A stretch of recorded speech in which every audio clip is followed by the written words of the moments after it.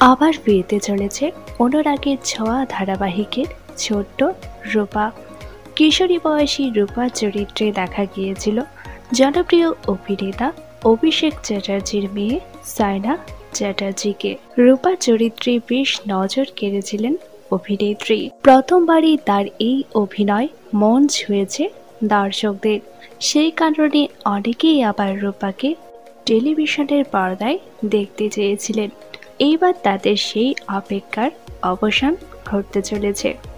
শোনা যাচ্ছে দুটি নতুন ধারাবাহিকের জন্য প্রস্তাব গিয়েছে তার কাছে। জি বাংলায় আসছে অর্গানিক প্রোডাকশনের নতুন ধারাবাহিক, যেখানে মুখ্য চরিত্রে দেখা যাবে অভিনেত্রী রত্নপ্রিয়া দাসকে।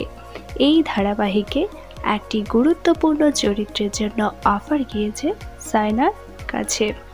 অন্যদিকে স্টার জলসার আরও একটি আসন্ন ধারাবাহিকের জন্য অফার পেয়েছে সায়না।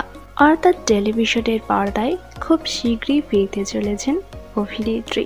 রূপার কামব্যাকে আপনারা কারা কারা খুশি তা নিচে অবশ্যই কমেন্ট করে জানান।